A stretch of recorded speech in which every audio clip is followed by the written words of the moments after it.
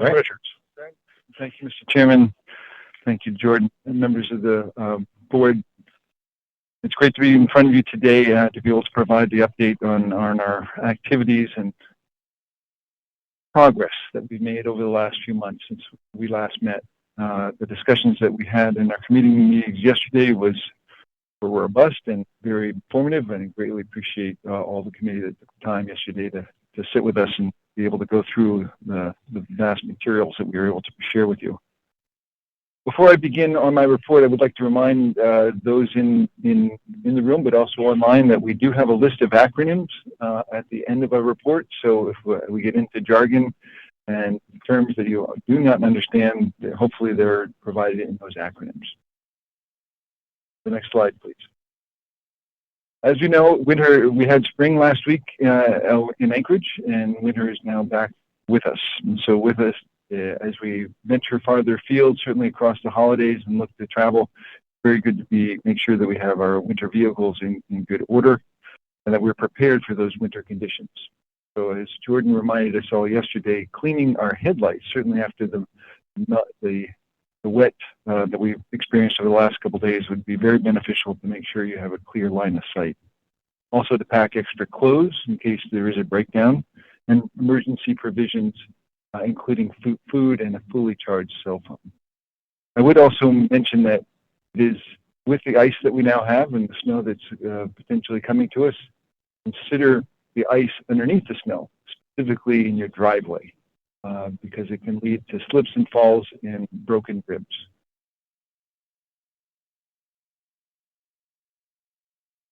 The financial report for the current fiscal year 25, this is through expenditures through the end of October of this year, represents about 1/3 of our fiscal year. And the board authorized budgets specifically for the AGDC General Administration was approximately $2.5 million. Of that authorization, we've spent approximately $840,000, which represents about 1/3 of the authorized budget. So we're on track to stay within our budget and execute the work activities that we need to perform. On the LNG project expenditures, the board authorized up to $5.5 million of expenditures, and we currently have expended about 1.5, or 28% of the authorized budget. So we are underspending in this line. However, we have not engaged significantly in terms of outside legal counsel, which we are actively engaging with now. And so the costs within the project expenditures will likely go up, but stay within the budget as has been authorized by the board. So far, we've spent about 30% overall of the authorized budgets between the two lines, and we're at 33% of the year has passed. Now moving on to a case of success where we finally reached last year the agreement with the Department of Energy for the congressionally designated spending appropriation that Senator Murkowski was able to provide in the fiscal year 23 federal budget. And that was a $4 million essentially grant that would go through the Department of Energy to AGDC for advancing front-end engineering design activities for the Alaska LNG project. As you recall, we worked through the process because there was concern that by accepting the grant, we would potentially preclude the option of the federal loan guarantees that are on the books and now represent about $31 billion or more. So we didn't want that to occur. We got essentially legal counsel ruling from the Department of Energy that it would not. So we worked then with the Department of Energy's National Energy Technology Lab, who is administering the grant, to essentially set out the criteria that they would find acceptable for the expenditures that we had executed from the beginning of the award, which was July 1, and actually they allowed for a pre-award cost from April 1 of 2023. So to date, then, we have billed the Department of Energy with eligible project expenditures totaling $3.1 million, and they have provided that funding to us. We're on track now to likely provide, again, reimbursement expenses to them, totaling the remaining $900,000, and that will likely then conclude in March of this year. So that will allow us to then have received the nearly $4 million that the U.S. government has helped in identifying and covering the costs to advance the project. We're greatly appreciative. Next slide, please. Frank, just 1 second. I'd like to acknowledge, Chair, that Director Tansey has joined. Welcome, Director Tansey. So, Mr. Chair, the governor released his fiscal year 26 budget request yesterday, so we were able to again provide this slide because it's now in the public domain. But this is the process that begins for state corporations and state agencies in August of the preceding year, and so in August of 2024, we started looking at what we would need to be able to continue to advance the project in fiscal year 26. So really, this is a hold the line budget going forward with actually a slight reduction going in terms of capital expenditures. If you recall, we're currently at about $2.5 million in our general and administration under the operating budget, and we under the current year, board authorized 5.5. This is asking for the state of Alaska to assist and provide, again, general funds to cover the operating expenses for AGDC, as well as an additional $4.2 million to be able to cover the cost of AGDC representing the state's interest going forward with the Alaska LNG for private development leadership, so that we would have the expertise remaining on staff to be able to act in the interest of the state. So in addition to those two specific budget requests by AGDC, the governor also included a $50 million appropriation on a fast-track supplemental to ADA for the Alaska LNG Phase 1 backstop. So that was positive news that came out in the budget release yesterday. Any questions? Questions from the board? All right. Again, Mr. Chairman, just going back and recapping what the strategic objectives have been that the board gave to AGDC staff. It was really to pursue the Phase 1 pipeline option to address Alaska's energy security needs and provide energy from within Alaska for Alaska, but also to move forward and transition the Alaska LNG project in total to private sector leadership who would fund and lead the full 20 MTPA LNG export project to final investment decision. So that mission that you've given to us, again, is what we've been focused on over the last, this year and preceding that. However, we will also have other activities that we also got direction from the legislature. And the first one of that was to be able to go forward and have an independent third-party evaluation of the Phase 1 pipeline to look for the economic benefits to Alaska if that were to occur, and ultimately to validate whether or not pipeline gas from gas within Alaska would be competitive with the price of imported LNG. That was the Wood-Mackenzie effort that I'll talk about later. And additionally, we've been working with North Slope producers to advance gas supply precedent agreements, which would assure that we have the supply of gas to be able to feed into the project for the Phase 1 at commercially favorable terms. So we understand that the Cook Inlet and energy crisis has been a major challenge and will be. So we've been advancing agreements with the railboat utilities as well as industrial users to purchase natural gas from the Alaska LNG project. Those contracts would then help underpin the financing of the Phase 1 pipeline. So it's a continued work and effort, and our exchange with the utilities has been very positive. We've offered up to them, opportunities for solutions to be able to meet the needs in addition to the Phase 1 pipeline. So those are ongoing discussions. And in addition, we are continuing our advancing agreements with a North American pipeline developer to complete the Phase 1 feed with a backstop that I'll talk about later, and looking for overall leadership and development for the full scope of the Alaska LNG project. That's that private sector lead and funding source that would take the project going forward. I would say that this has been our primary focus, and it's been consuming the staff time, morning, noon, midnight, weekends, and holidays to be able to advance this. And so we're moving forward expeditiously, cautiously, and professionally to make sure Alaska's interests are going to be upheld. All right, moving into our venture development. Again, the capital raise that I talked about. Slide, please. So we have been engaged pursuing private development capital to fund the Alaska LNG project. This is to move the project into front-end engineering and design. So if you recall, for the full project, we've talked about $150 million that it would take to move forward with engineering contracts, owner contracts, legal contracts to be able to update the engineering analysis for the gas treatment, pipeline, and the liquefaction facility. At the same time, on the phase one project, we've been looking for the opportunity to move forward for FEED for the phase one. And I'll go into that later, but the actions by the ADA board have certainly helped in that, providing a backstop to be able to move that forward.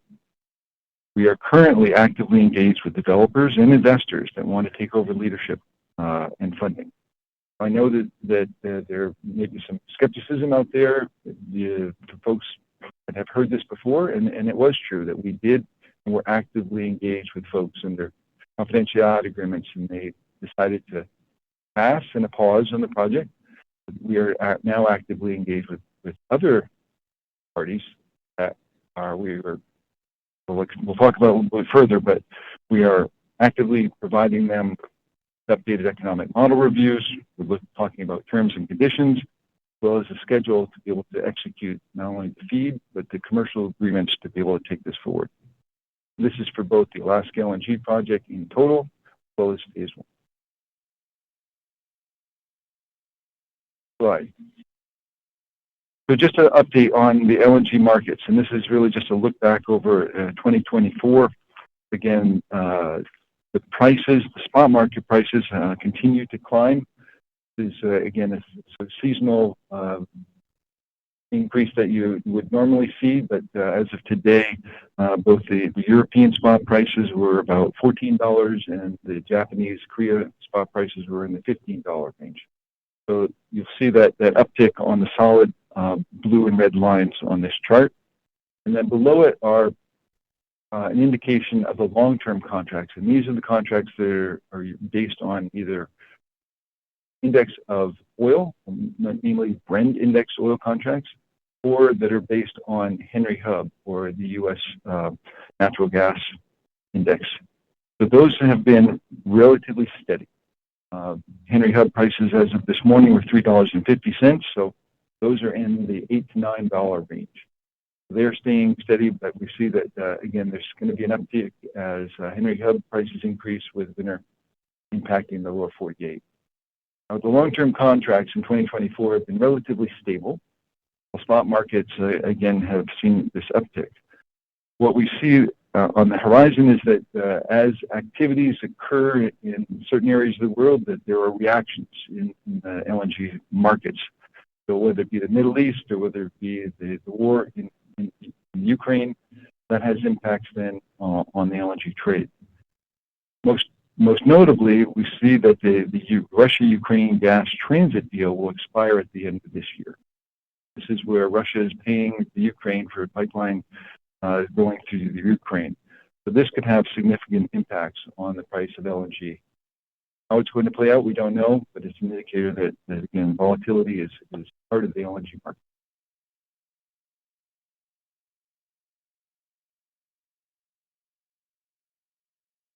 So advancing our lead party discussions. As I mentioned, we are exchanging terms with a third-party LNG developer. This would essentially put, I think, have the developer make a commitment to capitalize the cost of front-end engineering and design, initially to focus on the phase one pipeline as the first step to the full Alaska LNG project.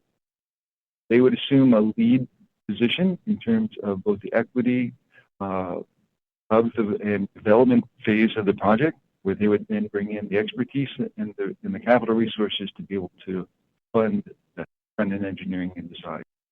And what that would mean for AGDC as they proceeded forward through that feed, we would not have to pay any additional funds to the developer to cover those feed costs. We would only have our costs for our own internal expenses that I described earlier. So they would essentially be carrying AGDC through to final investment decision. So that is the exchange for equity ownership in the H-Star Alaska project to come with this capitalization and expenditure of funds to carry the project through feed. So as we progress, there are going to be interim agreements that we'll need to be able to sign. There is an H-Star LLC agreement that we'll have to amend with a new party coming into H-Star. We will develop a development plan and subsequently a project development agreement. So those are what we describe as the definitive agreements that we'll have to then execute with the lead party. So those are what we are focused on in terms of advancing this project over the next month or two, be able to bring on that lead developer and have essentially a private party that will take this project through front-end engineering and design. As I said yesterday to the board, that we will actively engage and keep the board up to date, whether that be through biweekly or monthly update meetings. But as we are progressing through this process over the next month or two, then we're going to actively keep you informed.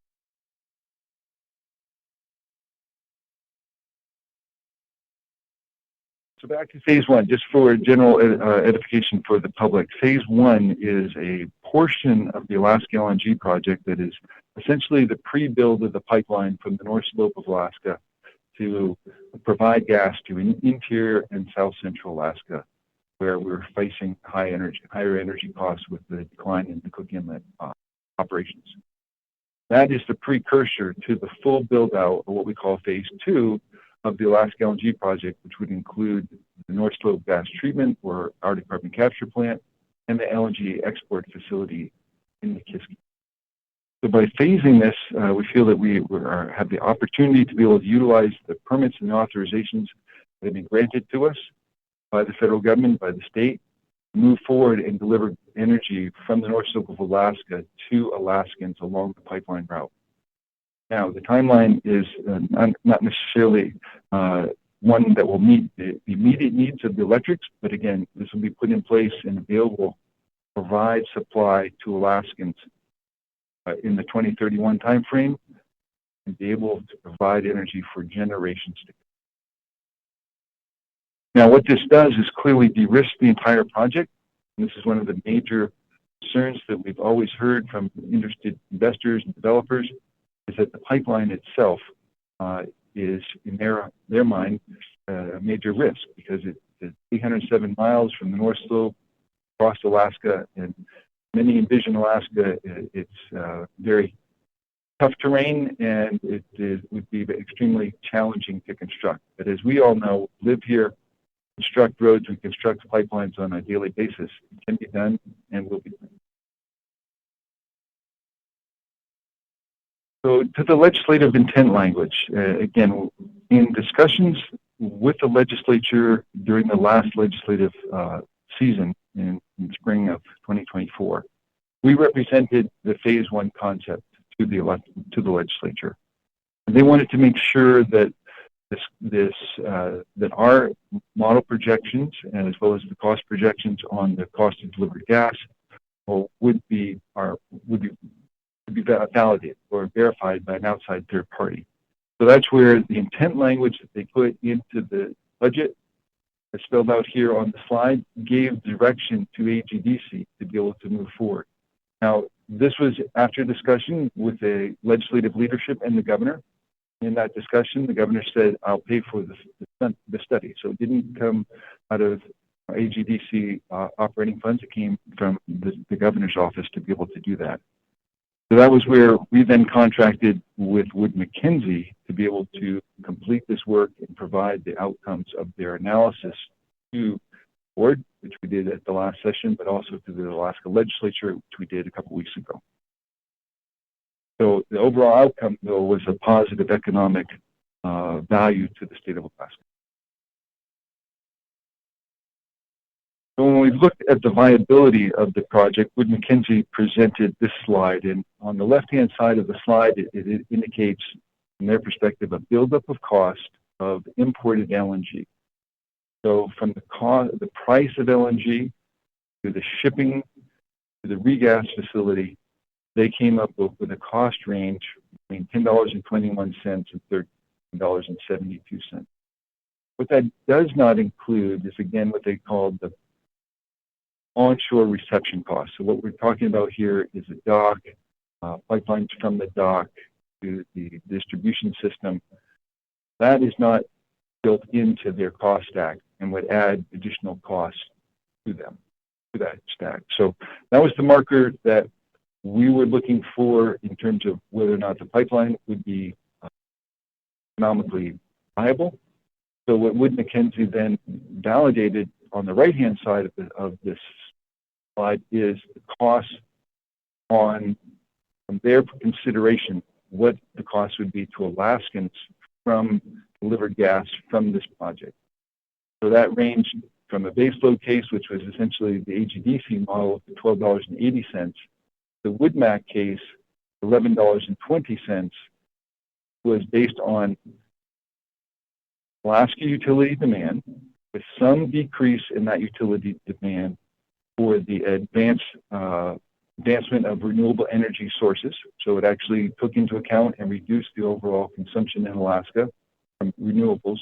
But it also included then some slight uptick in industrial demand from, let's say, that the Marathon plant would be able to start utilizing natural gas for its refinery needs, as opposed to having to depend on the propane that it's producing and costing them. So that's where the $11.20 from the Wood Mackenzie case, based on current projections of Alaska utility demand and Alaska utility demand decreases. So as additional industrial demand came on, those are the final two cost stacks. Adding additional demand, whether it be from a ammonia urea plant, either restart or new construction, or other new industrial opportunities within the state of Alaska, that reduces the price to Alaskans. So we go from $11.20 down to $8.97. And then ultimately, with the full capacity and build out of the Alaska LNG project, flowing nearly 3 billion cubic feet a day through the pipe to Nikiski, that would then reduce the cost to Alaskans with Mackenzie's estimate to $2.23. That's the delivered price into the distribution systems. There's going to be some cost on top of that, and Star and others would recoup. But they showed that this pipeline was viable. Then they looked at the economic impact. And so there was a cost comparison between LNG imports versus the Alaska LNG Phase 1 pipeline. They included, again, the costs of the floating storage and regas, or FSRU, the capex on that, whether or not there was going to be included a dock associated with it, local services. But overall, they showed an economic impact of about $1.4 billion from an LNG import option, opposed to the Phase 1, which would include the considerable impacts of construction, the operational costs, the government take from the pipeline and the gas royalty and production, as well as from upstream gas monetization, as well as the gas demand. Their estimation then was about $10.3 billion from Phase 1 project, or roughly 7 to 10 times larger than that of imported LNG. So it's impactful. Next slide, please. Wood Mackenzie then looked at what would be the total overall gross value added from the project. And so in this cost stack, the original 10.3 that they showed on the previous slide, then they looked at long-term and what the savings would be to Alaskan consumers from the pipeline gas as opposed to imported LNG. And that's where they added an additional $5.7 billion value to it. Additionally, there was some indirect and induced costs that raised then those potential savings to nearly $6.2 billion, adding together then potential economic benefits to the state of approximately $16.5 billion. That's a very large number from Alaska's use of Alaska's resources through an Alaska plan. So it's beneficial. So to move forward with the phase one project, this timeline is predicated on certain actions being undertaken and achieved. So moving from left to right, we find ourselves at the end of 24. We're looking to start FEED here soon, within early 2025, execute FEED, and then move into the contracts and financing to be able to get to a final investment decision towards the end of 2026 to allow for construction start, pipeline pipe purchase 2027, and actually construction and execution over the next 4 years for the gas delivery 2031. So to get there, the initial steps were that third-party validation that the legislature directed us to accomplish. That was completed in 2024. The next step is to execute a feed backstop agreement with the pipeline company. That's currently in progress, and we're exchanging terms on those agreements today. Thirdly is to secure $50 million to fund a feed backstop. That's the efforts that the ADA board authorized last week for ADA staff to work with AGDC and put into place that feed backstop. That I'll get into a little bit farther, but we're exchanging terms on those agreements right now. Okay. And then our exchange and interface with the pipeline company will truly ramp up as a feed backstop is in place. We can then execute, move forward on FEED, ultimately to provide an update on the cost estimate for phase one, make sure that all the criteria that the company would need to take a final investment decision is set and established, and provide those construction contracts ready for execution thereafter. So with what that means also is, again, I talked about our ongoing discussions with the Alaska utilities for long-term supply. Those are ongoing discussions. Those steps get us to that point of 2026 and taking the final investment decision. When we're at that point, we'll have to raise the debt and equity financing to be able to move forward on this $10.8 billion project. So there are many steps ahead of us, but we are taking actions, accomplishing the goals that the board has set forward with us to make sure that this is an economic and beneficial project for Alaska. So back to the benefits, the jobs associated within Alaska from either building an LNG import facility or building the phase one of the project. So these two stacks represent the jobs that would be held during construction as well as in operations. So the numbers are approximately 4 to 4.5 times greater for an LNG or a pipeline versus imported LNG for both operations and construction phases.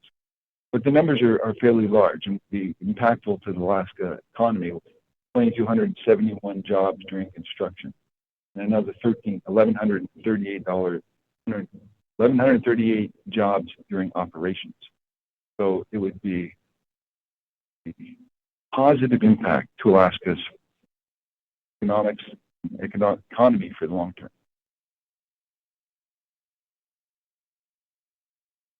So, Mr. Chairman, the Alaska Industrial Development and Export Authority last week in their board meeting authorized their executive director to move forward to provide an agreement for the $50 million for the backstop necessary to advance stage.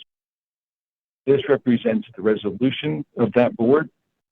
And as I said, we are actively engaged with the ADA staff and attorneys to be able to execute on the agreements that will be necessary to move that forward. And we have set a very aggressive timeline to accomplish that, by the end of the year or soon thereafter. So that means that Our daily activities, our nightly activities, our weekend activities, and our holiday activities are fairly well lined out in front of us for the next few weeks. What is the feed backstop? So we discussed the pipeline company that will undertake this. They are going to execute the work to complete the front-end engineering design at their expense. However, because they are not providing equity into the project, they wanted to make sure that if they elect not to take final investment decision, that there would be a backstop or funding mechanism to be able to cover their costs up to cost of $50 million. So that's important. It's not a $50 million. That's a ceiling, not the actual amount likely to be spent. So we wanted to make sure that there was room.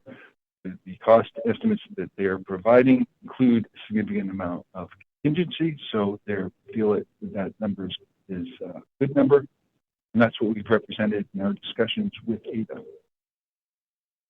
So the outcomes of the feed is that the pipeline company could take final investment decision, and if so, then the backstop would not be used, and it would be released back to ADA. Or conversely, if the pipeline company does not take final investment decision, then they would be reimbursed for their costs up to $50 million, and all of the work activities that they have undertaken produced would then come back to AGDC. We would have an updated pipeline. So the key terms are that the pipeline company will essentially, will do the work at their own expense, subject to the backstop. The agreement is conditioned on a $50 million line letter of credit from ADA, so that's what we're working on. We're going to agree upon the scope of work sufficient to take FID and start construction. And we are going to work hand in hand with this pipeline company to make sure we negotiate agreements that will allow for ultimately construction and operations of the pipeline for phase one and ultimately the Alaska LNG. So this feedback stop that ADA has provided is, again, a milestone for us to be able to advance the phase one project and execute the work with that pipeline company to make sure that we are now getting latest cost estimates, optimizations, but also the necessary materials to make an informed final investment decision. The timeline, again, with what the ADA board did in their resolution on December 4th was allow for us to essentially engage with the ADA staff on financial agreements. So that means that ADA and AGDC are going to execute agreements to compensate ADA for providing the backstop. So ADA as a funder is looking for some return on their capital. So that is, we will recognize that, and they will get some return on their capital. H-Star and the pipeline company will execute a feed backstop agreement. And ADA and the pipeline company will essentially establish a standby letter of credit for the backstop. So those are the three agreements that must be done simultaneously for us to be able to execute the work scope and budget that we will have agreed to with the pipeline company and execute feed. On the completed work effort, the look at the feed scope and work scope and budget, the pipeline company will essentially commence the feed work. The ADA backstop or credit facility will be in effect, and the ADA and H-Star financial agreement will be in effect as well. So there are 2 steps ahead of us, agreement completion, and then the final agreement on the feed scope, work, and budget.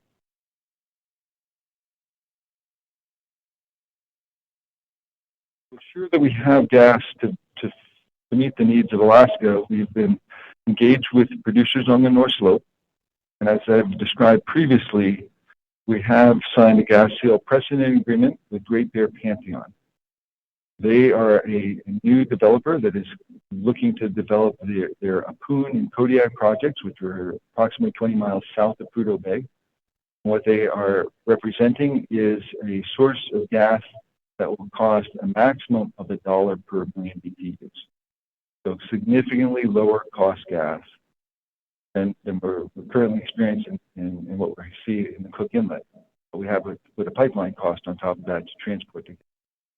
But the value and the benefit of this particular supply is that it doesn't require any gas treatment because the carbon dioxide content of the natural gas is extremely low. Not quite the Cook Inlet standards, but at 0.5%, it's low. It can flow through the pipeline into the utilities for their use in power generation. Prospect is directly adjacent to the Dalton Highway. It's directly adjacent to the Trans-Alaska Pipeline, and it's directly adjacent to the Alaska LNG pipeline right away. So it's very well positioned to be able to supply gas into the pipeline, new oil. However, they are still in development. So they are still executing their plans to delineate the prospects.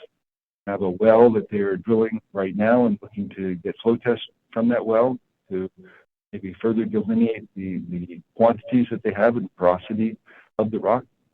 So we've made sure that we have backup supply to be able to meet the needs. And what I'm talking about here is up to 200 million standard cubic feet a day. So we are engaged in conversations with the North Slope producers from both Prudhoe Bay, Point Thompson, and satellite fields. So the reason why we're talking three backup supplies is, again, based on the level of CO2 in each of those supplies will depend on the amount of conditioning that will be necessary. So the Point Thompson field, as we've discussed, has the lowest amount of associated carbon dioxide of the Prudhoe Bay, those associated with Prudhoe Bay. So that means that we could easily perform a knockout of some of that CO2 at the Point Thompson pad, put it into a pipeline, which would have to be built to go to Prudhoe Bay, so it adds additional 63 miles of pipe, be able to enter into the Alaska natural gas pipeline. This, if you recall from Wood Mackenzie's analysis, represents an additional $1 to the cost of gas, to the ultimate delivery cost of gas to Alaskans. Now, the other two options, whether it be the satellite fields of North Star and Benami, they have lower CO2 than Prudhoe Bay, but still significantly high. So we'd have to remove CO2 to take that down to pipeline quality gas. And then the giant Prudhoe Bay field is, again, the reserve that has tremendous amounts of 30 TCF of natural gas, yet it contains a high level of CO2. So you have to have treatment plant be able to bring that down even to pipeline quality gas.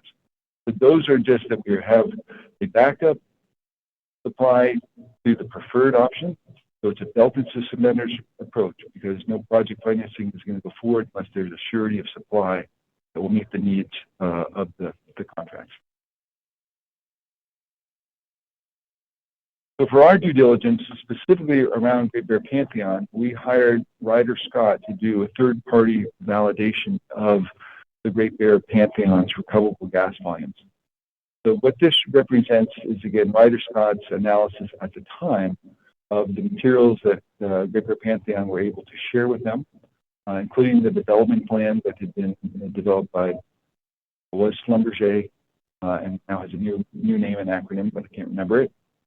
So they looked at the opportunity, they looked at the geology, they looked at the technical recoverable resource estimates, and they presented this to us that, yes, there is in place, original gas in place, P50 level, the Appoon prospect, which is the first prospect that would develop 5.5 billion cubic feet. It's more than enough gas to be able to meet the 200 million standard cubic feet a day that we need within Alaska. That would essentially provide for nearly a century's worth of gas supply, which were just for Alaskans. The recovery factor for Appoon at 52% is very high. So the technical recoverable resources that they estimate out of the Appoon prospect at 2.8 billion cubic feet. So that validation, again, was welcomed by us to assure that there is good prospect that if Great Bear Pantheon goes under production, and we hope that they do, that there would be gas to be able to meet the needs of the Phase 1 project.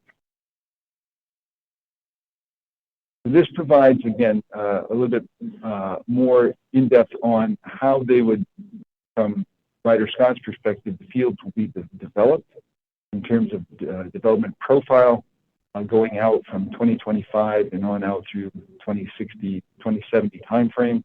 Again, this is a complex geology, different than Prudhoe Bay, so it's going to require a lot more drilling to be able to access the oil and gas. But that's very that is now done very standardly as is done in West Texas. So you develop wells drop off, you drill more, get more gas and oil flowing, and you're able to economically develop the field. So from their perspective, they're looking for oil play. They have gas associated with it, and that's why they can offer gas to us at a reasonable price of up to $1. Now they, as I understand, Great Bear Pantheon is currently in the testing of their MEGRES well that they completed, I think, a couple weeks ago. So we're waiting anxiously to see the results of that, and wish them well that it provides for additional resources to what they currently envision they'll be able to produce.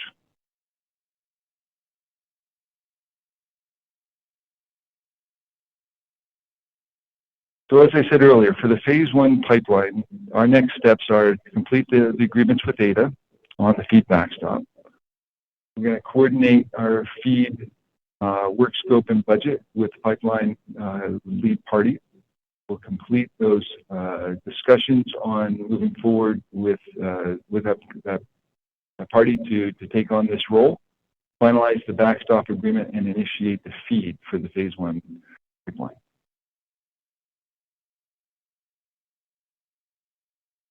So switching topics now to essentially a new potential economic opportunity, I'll call it, within the state of Alaska. And this goes to what we all see now with the advancement of artificial intelligence and the growth of what they call data centers, or those large computer banks that take up acres and acres of land that represent the computing power, is that there's been exponential growth of these data centers across the U.S. and across the world. So that has put a strain on the existing power production in those locations where they are. So what they're seeing is new data centers are coming on, impacting the cost of power to other local businesses and consumers. And so they're finding themselves challenged now with higher cost of energy. What's most interestingly is that where these data centers are, across the lower 48, we understand that they're consuming more than 50% of the power cost is to cool these data racks, these computer racks. So that's why the governor, when he met with some of these folks, said, well, we have cooler temperatures. So come to Alaska, look at what we have to offer. We have abundant land, we have abundant water, and oh, by the way, we're going to be building a pipeline to bring North Slope gas